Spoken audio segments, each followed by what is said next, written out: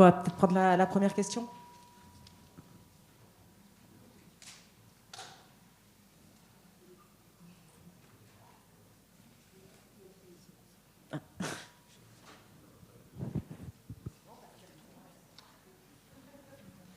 Merci. La question, elle est en fait en lien avec la deuxième présentation, notamment par rapport à l'efficacité et la fonctionnalité des passes. Donc je suppose que c'est des résultats aussi que vous avez dû communiquer probablement auprès des acteurs locaux.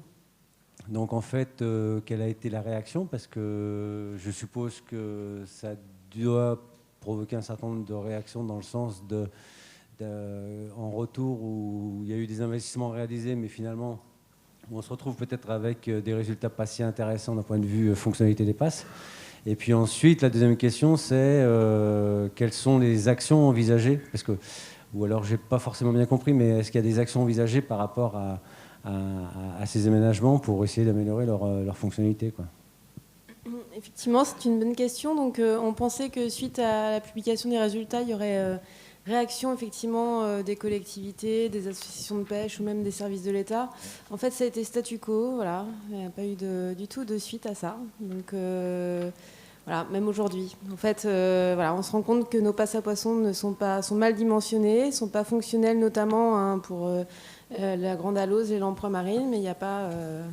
Et puis après, c'est très difficile d'intervenir sur ces ouvrages-là parce qu'il y a déjà une passe à poissons existante qui a été financée en partie par les propriétaires également. Donc les propriétaires ont des difficultés à comprendre.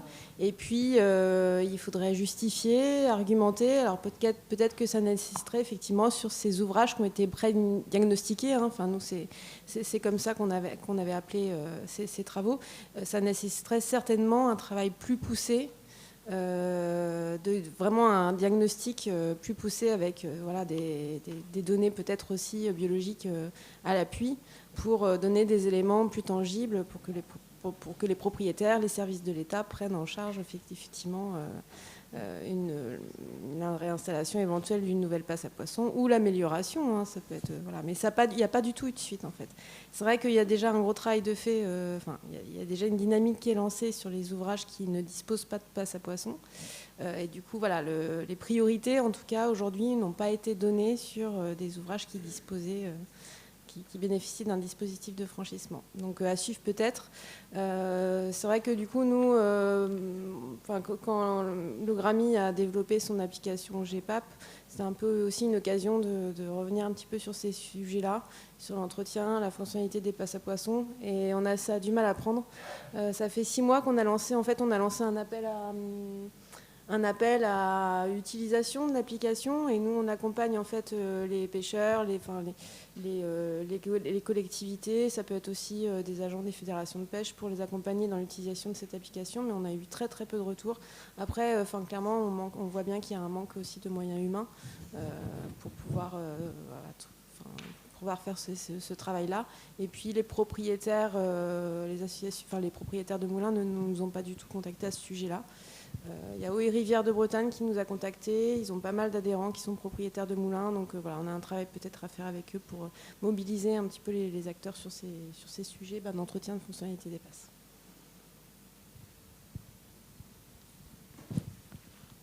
Une autre question ?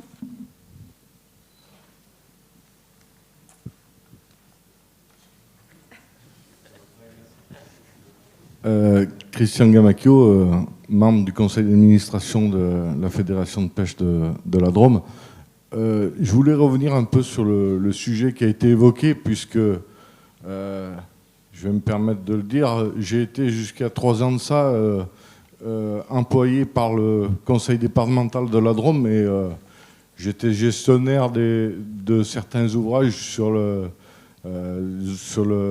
domaine public que sont les routes de la Drôme, et donc j'avais en charge la gestion et l'entretien des ouvrages qui n'ont pas aujourd'hui de passe à poissons, mais du moins qui sont des ouvrages qui ont un besoin d'un entretien et d'une visite annuelle. Donc je peux dire que pratiquement tous les départements en France, tous les conseils départementaux font la visite annuelle de leurs ouvrages d'art pour en connaître l'état, pour en connaître j'allais dire, la restauration qu'il peut y avoir à mener dessus, l'entretien, etc., autant végétal que l'entretien sur les maçonneries. Et quand je voyais ces ouvrages avec ces passes à poissons qui se trouvaient à l'aval d'ouvrages certainement qui appartiennent à des collectivités ou départements ou, j'allais dire, collectivités territoriales, aujourd'hui communes, Comcom, etc., parce que j'allais dire, il y a du changement là-dedans aussi. Je pense qu'il est important de sensibiliser justement tous ces propriétaires d'ouvrages d'art sur la nécessité de l'entretien de ces ouvrages que sont les passes à poissons qui sont présentes aujourd'hui. Parce que l'entretien des ouvrages dans l'ensemble des départements, il est effectué annuellement, ou du moins quand il y en a besoin. Donc solliciter ces collectivités locales pour qu'elles apportent un peu plus d'entretien, j'allais dire, à ces ouvrages, j'allais dire, c'est quelque chose qui est possible. Mais il faut avoir la volonté, j'allais dire, quelque part, et les moyens et le temps de sensibiliser tous ces acteurs locaux dans l'entretien de ces ouvrages. Et quant à la réalisation ou pas d'une passe à poissons, il faut savoir que vous parliez tout à l'heure de la visite annuelle des passes à poissons. Donc, comme je vous disais, les ouvrages d'art, ils sont sujets d'une visite annuelle, du moins pour les collectivités telles que les départements, les conseils départementaux, pardon. Et il serait facile d'amener sur la fiche de visite, d'amener une ligne supplémentaire par rapport à la passe de poisson, à son entretien, à son état, etc., etc. Alors je vais vous dire pourquoi c'est possible. Parce que dans le conseil départemental de la Drôme, j'étais encore en activité, il y a 5 ou 6 ans de ça. Un jour, j'ai vu une ligne supplémentaire qui venait sur l'entretien des ouvrages d'art, qui s'appelait y a-t-il, alors la question était posée comme ça, y a-t-il une possibilité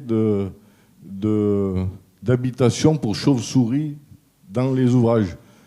Et après, derrière tout ça, nous avons eu une formation de la LPO. La LPO est venue au conseil départemental de la Drôme nous donner une formation sur la chauve-souris, etc., ses habitats, etc. Et c'est comme ça qu'on a vu, j'allais dire, sur notre fiche visite de technique, venir cette notion d'habitat pour les chauves-souris. Alors, si je me dis, si on en est capable pour les chauves-souris, on en est aussi capable pour la continuité piscicole des rivières et des poissons. Voilà. Du coup, juste pour préciser, les ouvrages en Bretagne, il y a 98% des ouvrages qui sont de propriété privée, qui ne sont pas de propriété des collectivités. Donc nous, on a cette difficulté-là. Voilà. Et après, pour ce qui concerne les ouvrages qui appartiennent à des collectivités, c'est notamment tous les ouvrages qui sont situés sur les canaux bretons, qui appartiennent à la région. Et là, effectivement, la région Bretagne s'est organisée déjà depuis 10-15 ans avec les services de l'État pour faire une visite annuelle, voire 2 par an, sur les passes à poissons existantes. Mais c'est vrai que nous, on a la particularité que ce sont des ouvrages de propriété privée, plutôt de propriétaires de moulins. Donc voilà, le contexte est, j'en pense, un petit peu différent. Voilà, d'où votre remarque. Peut-être que... Du coup, sur le bassin de la Loire, c'est un petit peu la même chose. En tout cas, sur les axes à enjeu poissons migrateurs, c'est souvent des ouvrages privés. Et vraiment, on a du mal à faire prendre conscience quand il y a des passes à poissons, parce qu'il n'y en a pas tout le temps, mais à faire prendre conscience de cette problématique. Et c'est vraiment quelque chose qui est récurrent depuis des années, hein, malgré nos alertes, etc. Et c'est pas simple, surtout que les passes à poissons, souvent, elles sont faites depuis quelques années, et revenir là-dessus, c'est vraiment pas simple. Voilà.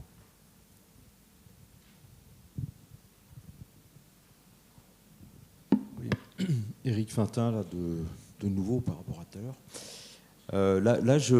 C'est une question un petit peu fondamentale qui est de comprendre, ou plutôt d'accepter que les passes à poissons, c'est vraiment un moyen de mitigation et que de toute façon, ça ne remplacera jamais évidemment une continuité écologique, c'est-à-dire une rivière non aménagée. Il faut avoir bien ça en tête. Et évidemment, tout ce que vous avez montré, là, c'est vraiment important. C'est que, oui, il faut que ce soit entretenu. Mais ce qu'il faut avoir en tête aussi, c'est que ce n'est pas une science exacte. C'est-à-dire que tout ce qui est technologie de franchissement, c'est un mélange de biologie et d'hydrologie. Puis on voit que l'hydrologie peut être modifiée par effectivement des embâcles ou des variations de niveau d'eau qui sont à la fois contrôlées, mais à la fois liées à des fréquences d'événements dont on parle tous en ce moment. Donc moi, ce que je veux dire, c'est que de toute façon, à partir du moment où il y a un barrage sur un cours d'eau, eh bien, les concepts et le fonctionnement de cette passe va évoluer au fil du temps. Donc ça, il faut l'accepter, de finalement revoir les aménagements. Et c'est un coût, évidemment, qui est très important. C'est pour ça que tout à l'heure, je disais que le coût global accordé à la continuité écologique, même s'il est très important dans l'absolu, si on me donne cette somme, je serais très riche, mais, ou un autre, pas qu'à moi forcément. Mais en tout cas, c'est par barrage, si on divise cette somme par le nombre de barrages qui est équipé, c'est pas beaucoup. Et donc je voulais finir mon propos sur le fait que pour bien comprendre comment chaque obstacle peut être franchi ou non, eh bien, Pierre l'a un petit peu abordé, il faut faire la télémétrie. Il faut savoir comment les poissons abordent les cours d'eau et comment ils abordent, enfin je veux dire les barrages, comment ils abordent les passes à poissons, et si oui ou non, ils passent tranquillement. Ou si, au contraire, c'est quelque chose qui est compliqué pour eux. Et du coup, ça nous permettrait d'affiner le diagnostic qu'on porte sur l'efficacité de ces passes. Alors, je ne sais pas, justement, ça c'est une question, je ne sais pas s'il y a quelque chose qui est envisagé dans ce sens-là, sur les différents obstacles, sur la continuité écologique en général, que ce soit sur le Rhône, par la CNR ou autre, ou dans le cadre du travail fait par MRM. Moi, je peux citer je sais pas si moi.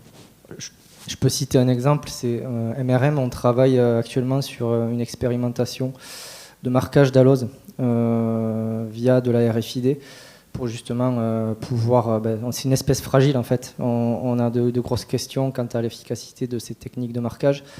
Et on travaille actuellement sur un protocole qui soit le moins invasif possible pour l'espèce, qui vise donc à avoir un billet vraiment limité sur les poissons et pour pouvoir évaluer quels sont les taux de franchissement d'une passe à poisson. Donc c'est quelque part novateur, hein. On vient tout juste de se mettre sur cette action-là. On a fait notre première expérimentation cette année sur le fleuve Hérault. Donc résultat plutôt encourageant avec le fait que voilà, on a des poissons qui repartent plutôt bien. On a réussi à marquer un certain nombre de poissons, une cinquantaine, et ils sont plutôt bien repartis. Donc on va basculer l'année prochaine sur une étude qui soit un petit peu plus prospective concernant l'effet de ces marquages-là sur les poissons, notamment en basculant avec une technologie acoustique qui nous permet justement, en complément de la RFID, de voir quels sont les poissons qui restent à l'aval, ceux qui redévalent en lien avec le marquage, avoir des données plus affinées sur le comportement des poissons post-marquage.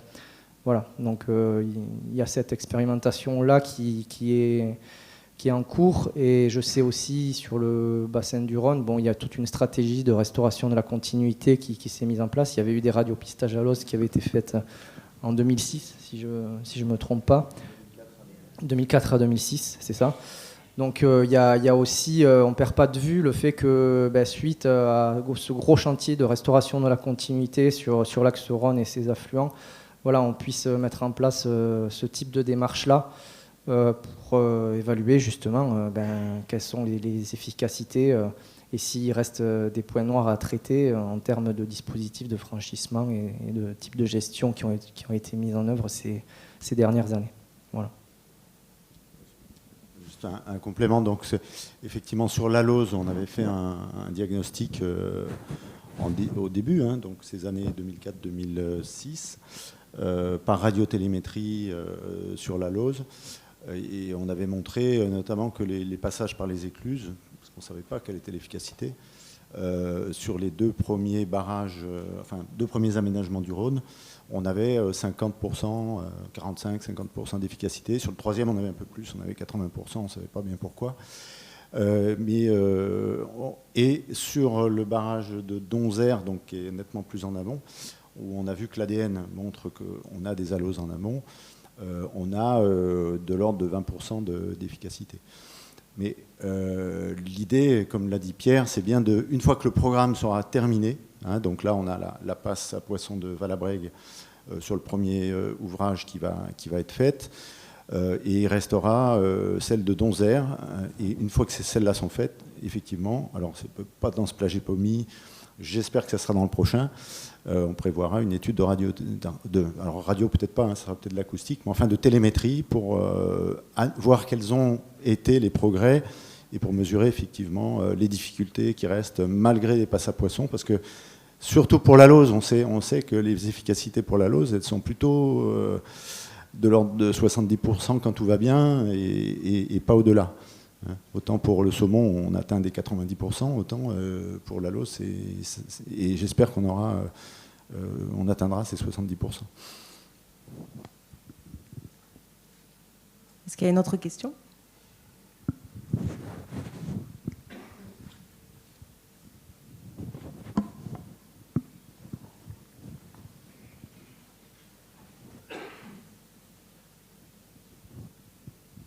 Bonjour, Franck Pressia, je suis responsable du pôle environnement à la direction de l'ingénierie de CNR. J'ai un petit complément par rapport à ce qui vient d'être dit, puis deux questions. Le complément de commentaire va dans le sens de ce que dit Pascal, c'est-à-dire que sur des passes à poissons qu'on sait efficaces, alors à X% en fonction des espèces, finalement la question d'après c'est tous ces poissons qu'on arrive à faire passer, ils vont où ? Est-ce que finalement le fait de les faire remonter leur permet d'atteindre des espaces de reproduction ? Donc là, on a complètement bouclé le système, ou au contraire, est-ce qu'ils se retrouvent dans des retenues, dans des secteurs où ils ne trouvent pas de conditions d'habitat ou de repos favorables ? Moi, je pense que les étapes suivantes dans nos démarches de suivi de continuité, que ce soit à la montaison ou à la dévalaison, ce serait des suivis un peu plus macro à l'échelle des bassins versants, d'autant plus qu'on décloisonne. Alors nous, sur le Rhône, EDF en décloisonne aussi, et puis ensuite, tous les acteurs sur le bassin versant décloisonnent.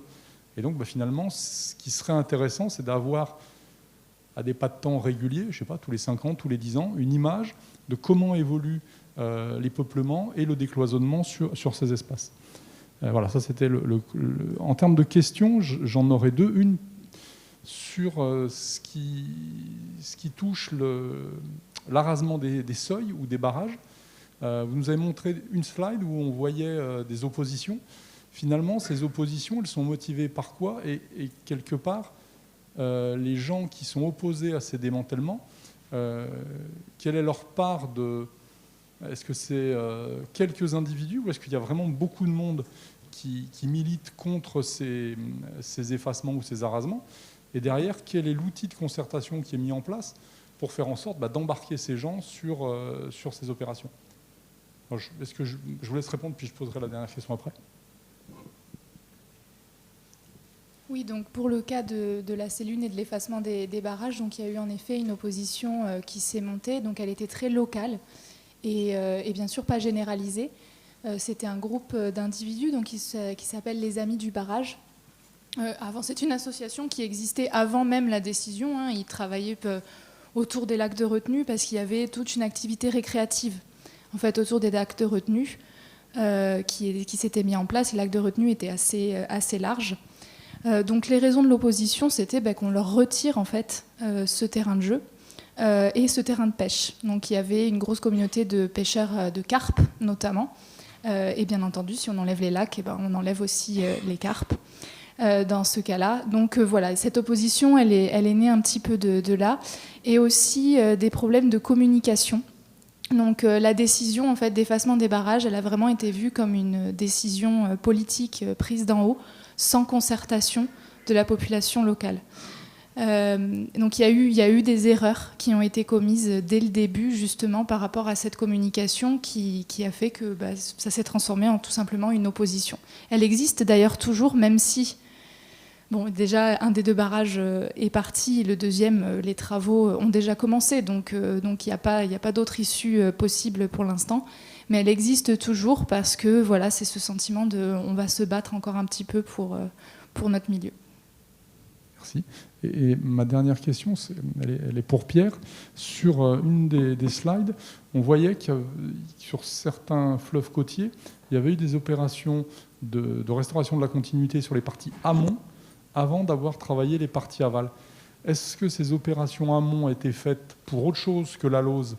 Parce que sinon, je me dis, finalement, pourquoi aller décloisonner tout en haut si on vise que la Lose alors qu'on n'a pas encore décloisonné l'aval ?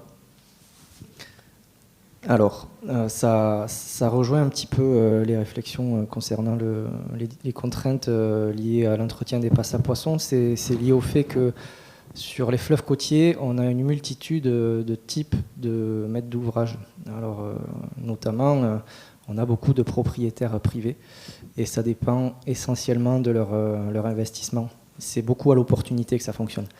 Donc il y a notamment, je pense au fleuve Aude, c'est le cas du fleuve Aude, sur lequel on a eu un gros travail de la part de la DDTM, d'animation de politique de la restauration de la continuité. Et après, ils sollicitent l'ensemble des propriétaires au cas par cas, et après, c'est aussi aux répondants. Donc il y a une zone d'action prioritaire qui est fixée, et les propriétaires sont sollicités, ils sont sensibilisés, et après c'est vraiment selon la susceptibilité et les possibilités de chacun aussi. Après c'est beaucoup de négociations, de discussions au travers de comités de pilotage, et ça dépend énormément de ça. Juste pour revenir sur ta toute première question concernant les outils mis en œuvre pour avoir une vision macro de la reconquête des habitats. Le futur plage Epomi 2022-2027, justement, c'est une des questions qu'on a souhaité anticiper en termes d'études. Je l'ai évoqué dans ma dernière diapo, mais j'ai dû y passer rapidement, étant donné qu'on était contraint au niveau timing. Mais il y a un des enjeux qui consiste à identifier quelles sont les nouvelles frayères qui sont utilisées par les géniteurs. Donc il y a des axes sur lesquels les linéaires sont réouverts. Les géniteurs ont théoriquement accès à de nouveaux secteurs que l'on a préalablement repérés. On a mené une étude habitat jusqu'entre 2016 et 2018, et au cours de laquelle on a identifié les secteurs favorables physiquement à la reproduction. Donc sur ces secteurs-là, certains secteurs méritent d'être actualisés parce qu'il y a eu des crues morphogènes, etc. On travaille en 2022 aussi sur l'actualisation de ces secteurs-là, mais on aura la connaissance justement de ces secteurs potentiellement favorables. Et l'idée, c'est qu'une fois que les linéaires sont rouverts, certains axes sont rouverts, je pense notamment au Gardon, Remoulin 2022, si c'est réouvert, 2023, on sera à l'amont en train de prospecter sur ces secteurs potentiellement favorables, voir s'il y a de la reproduction effective. Et l'idée, c'est qu'au travers de toute la période du plage Epomi, on puisse voir comment se comportent les géniteurs sur ces nouveaux secteurs. Est-ce qu'ils se reproduisent essentiellement sur certaines frayères, tous les ans, c'est toujours les mêmes frayères qui sont fréquentées, ou est-ce que c'est vraiment une année une frayère, une autre année l'autre? Parce que ça va conditionner la stratégie de gestion, de préservation de ces milieux-là, mais aussi la stratégie de suivi. La stratégie de suivi de mise en place d'indicateurs de l'état des populations, parce que le suivi de la reproduction est aussi un indicateur que l'on utilise pour évaluer l'état de la population. Voilà. Donc il y a double intérêt.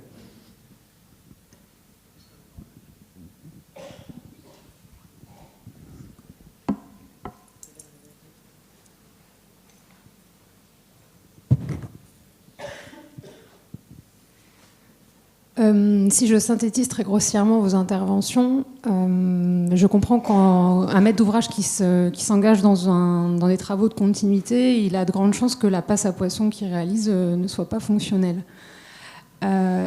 Est-ce que c'est très grossier comme synthèse? Et qu'est-ce que vous recommandez pour justement, on n'a pas tous sur nos territoires la chance d'avoir un expert continuité sur lequel s'appuyer pour faire la démarche qu'a fait le CNR de pré-étude, d'association de l'expert tout au long du montage du projet. Donc quelles seraient vos recommandations pour optimiser les chances d'avoir un ouvrage fonctionnel? Je me permets juste, parce que je travaille à l'OFB et que c'est un sujet qui nous occupe, même déjà historiquement, avant la création de l'OFB. Hein, le cas, par exemple, c'est vrai que la présentation en Bretagne, elle montre au final qu'on n'a pas beaucoup de passes qui sont fonctionnelles pour toutes les espèces visées aujourd'hui. Mais il a été aussi dit que les passes les plus anciennes avaient quand même été faites pour le saumon. Hein, donc celle-là, je dirais, il faut faire une analyse un petit peu un peu subtile des choses. En Bretagne, c'était quand même une région précurseur, je dirais, sur l'aménagement des passes à poissons et sur la restauration du saumon. Et il y avait des spécialistes qui accompagnaient. Donc les passes sont globalement bien dimensionnées. Par contre, effectivement, pour faire passer la lauze à l'époque, donc dans les années 80, fin des années 80, début des années 90, on avait très peu de connaissances sur les besoins, sur comment une alose franchissait une passe à poisson. Donc c'est sûr que là, la solution, c'est de refaire des passes à poisson. Donc dire que si on en fait une maintenant, il y a très peu de chances qu'elle soit fonctionnelle, non. Moi, je suis obligé de vous dire, même sans avoir un expert, maintenant on dispose des guides. Et il y a pas mal de guides qui existent, hein, c'est écrit. Le dimensionnement, si on vise la lauze, il est d'une certaine manière. Si on vise le saumon, c'est pas la même chose. Hein, donc à l'époque, on n'avait pas les mêmes connaissances. Et puis surtout, on visait la lauze. C'était une préoccupation mineure, je dirais, hein, dans les années 80. C'était une espèce qui était abondante, même la lamproie marine. Hein. Aujourd'hui, on n'est plus du tout dans la même situation et effectivement, les problématiques ou la vision qu'on doit avoir des choses est assez différente. Non, je ne sais pas si vous voulez. Juste en tant que maître d'ouvrage, non, je ne partage pas votre raccourci. Au contraire, on a la certitude qu'elle fonctionne et on fait tout pour. Et en plus, on aura l'obligation de montrer qu'elle fonctionne, vu que dans l'arrêté préfectoral, il y a une obligation de suivi de l'efficacité piscicole. Voilà. Donc, effectivement, Pascal a très bien répondu. Hein. Voilà, c'est vrai qu'on avait, dans les années 80, 90, il y a eu des passes à salmonidés construites en Bretagne. La problématique du saumon a été prise en compte il y a déjà très longtemps. On avait des spécialistes à Rennes, hein, notamment Jean-Pierre Porcher du Conseil supérieur de la pêche, qui avait travaillé avec Monsieur Larigné là, sur le document en conception des passes à poissons. Enfin, on avait la chance d'avoir un spécialiste sur le dimensionnement des passes. Donc, les passes à salmonidés, les passes à ralentisseurs sont la plupart bien dimensionnées. C'est ce que je disais tout à l'heure. Hein. Le problème à l'époque, c'est qu'effectivement, on n'a pas pris en compte les aloses, enfin la grande alose, la lamproie marine. Dans le dimensionnement des passes, c'était pas forcément non plus une obligation réglementaire à l'époque. Donc voilà, la difficulté, elle vient essentiellement de ça. Et puis dans l'analyse, hein, effectivement, qui est un peu dramatique en disant il y a deux dispositifs qui sont fonctionnels avec le classement liste 2 aujourd'hui uniquement sur les 50 diagnostiqués. Hein, en fait, on a aussi pris en compte des espèces holobiotiques, donc truites, vandoises, brochées. Vandoises, brochées ont des paramètres limitants, des critères qui sont vraiment très, très restreints, un peu comme la grande alose et la lamproie marine. Donc, du coup, ça diminue franchement le diagnostic global. Donc voilà. Et après, clairement, aujourd'hui, il y a un appui de l'OFB sur l'ensemble des dossiers, notamment de dimensionnement de passes à poissons. En tout cas, c'est le cas encore aujourd'hui en Bretagne. Donc, il y a un appui technique aussi de l'OFB sur le dimensionnement des passes. Et puis, le conseil que j'aurais à donner, c'est que il faut solliciter un bureau d'études. Hein, et puis après, les bureaux d'études, ils sont censés avoir les compétences pour dimensionner des passes adaptées pour l'ensemble des espèces visées. Donc voilà. Et puis après, avec l'appui des services de l'État pour valider les projets tout au long d'un processus qui va durer 6 mois, 1 an. Enfin, voilà. Enfin, en tout cas, nous aujourd'hui, on travaille comme ça en Bretagne. Donc aujourd'hui, oui, enfin, les PAS sont bien dimensionnés. Il peut y avoir des difficultés de la part, voilà, ça peut arriver qu'une entreprise fasse une erreur dans les cotes. Voilà, on a déjà des choses comme ça, mais on essaye de les rectifier, de vérifier.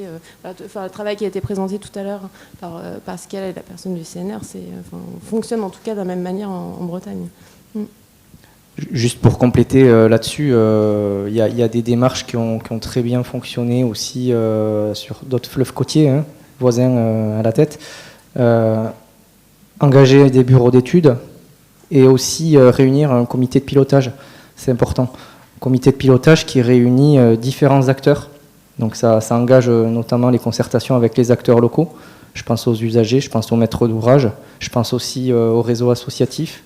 Donc il y a OFB et puis réseau associatif, Fédération locale de pêche et Association Migrateurs de Méditerranée. En tout cas, nous aussi, on est là en accompagnement de ce type de démarche. On a la compétence en interne pour avoir la connaissance du comportement des poissons migrateurs vis-à-vis de ce type d'ouvrage, également en termes de dimensionnement. Bon, ça n'égalera jamais l'expertise technique fine de dimensionnement qu'à l'OFB, mais on vient souvent en appui sur ce type de démarche de l'OFB. On est souvent consulté aussi, des réals. Enfin, voilà, je pense que ce travail de concertation, réunion de comité de pilotage, agence de l'eau aussi, qui suivent ces dossiers-là en termes de financement, ils ont besoin aussi d'avoir les tenants aboutissants des échanges qu'ils ont eu sur ce type d'investigation, les questions qui se sont posées, les validations au fur et à mesure, étape par étape. Ça, c'est important qu'ils soient associés. Donc, il y a des démarches qui ont fonctionné sur d'autres bassins qui passent par effectivement l'engagement d'un bureau d'études et puis réunir tout le monde autour de la table sur qu'est-ce qu'on fait, qu'est-ce qu'on ne fait pas, qu'est-ce qu'on peut faire, qu'est-ce qu'on ne peut pas faire. Je suis un peu bavard, mais moi, je pense qu'il est important de bien retenir, et Éric Fintin l'a dit tout à l'heure, c'était sur le fait que quand on opte pour une passe à poisson, c'est qu'on ne peut pas faire autrement. C'est-à-dire que c'est qu'on ne peut pas démanteler le barrage parce qu'il y a des usages avec des contrats. Et dans le cas des barrages qui sont démantelés, alors je parle des barrages, des gros ouvrages, en général c'est fait en fin de concession ou d'autorisation. C'est-à-dire que là, l'État peut se poser la question de savoir est-ce qu'on renouvelle ou pas. Et c'est une étape cruciale parce qu'après on en prend, alors maintenant les durées d'autorisation un peu raccourcies, c'est plutôt 30 ou 40 ans, mais avant c'était plutôt 70 ans. Donc c'est un moment crucial et c'est là qu'il faut à la fois de la concertation, mais il faut aussi une volonté, une vraie volonté, une vraie ambition locale, parce qu'on sait qu'il y a, de toute façon il y aura de l'opposition. Il y a toujours des groupes et effectivement l'image des pêcheurs qui utilisent localement la retenue, il n'y a pas d'importance économique, mais par contre ils sont très actifs et ça fait beaucoup de bruit et ça peut complètement bloquer des projets. Donc ça c'est un point très, très important à bien prendre en compte. Mais une fois qu'on est parti sur une solution de passe à poisson, on sait qu'on aura un résultat qui peut être très décevant. Et là, même sur des barrages, même avec la CNR, qui est quand même une grosse entreprise, avec un bureau d'études, nous on les accompagne quand même assez bien, on a des résultats qui peuvent être parfois décevants. Là, la passe de Sauveterre, qui est quand même la grosse passe qui a été faite sur le Rhône, on a des problèmes de fonctionnement avec la petite turbine qui alimente le débit d'attrait. Ça fait 2 ans qu'il y a des problèmes. Et ça, on ne peut pas du tout l'anticiper avant. Mais c'est simplement pour dire que, attention, et notamment les élus ne comprennent pas toujours ça. Et pourquoi vous voulez enlever le barrage alors qu'on peut faire une passe à poisson? Donc ça, c'est vraiment un message à passer tout le temps. Et moi, je suis content qu'on fasse des analyses de l'entretien global, comme ça, par bassin. Parce que nous, on voit bien qu'il y a des problèmes d'entretien, mais on n'a pas des effectifs suffisants pour aller, parce qu'on a une mission réglementaire, et on peut intervenir. Bon, c'est une contravention, le défaut d'entretien de passe à poisson, c'est pas hyper dissuasif, mais ça peut l'être si jamais, par exemple, il y a un débit réservé qui est associé à la passe à poisson, et là, on entre dans du délit, donc ça devient plus sérieux.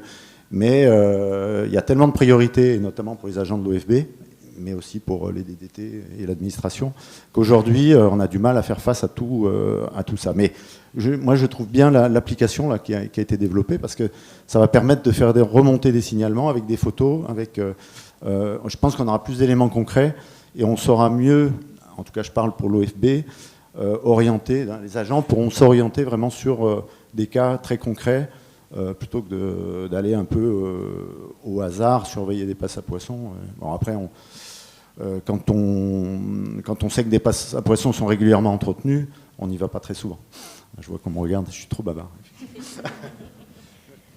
Merci. Juste un petit complément, parce qu'on a parlé d'une autre passe à poissons, de celle de Sauveterre. Il faut faire attention, il y a aussi, par moment, il peut y avoir des périodes où elle ne fonctionne pas complètement, mais on est dans la phase de déverminage de la passe à poissons, de corriger les petits dysfonctionnements pour qu'après elle soit à nouveau pleinement opérationnelle. Et typiquement sur Sauveterre, on est encore dans cette phase-là. Ça prend un petit peu de temps, mais on est dans cette phase-là et après elle sera opérationnelle. Merci pour ce temps d'échange. On va pouvoir passer à la dernière session de la journée et clore celle sur la continuité écologique. Je vais passer la parole à Jordan.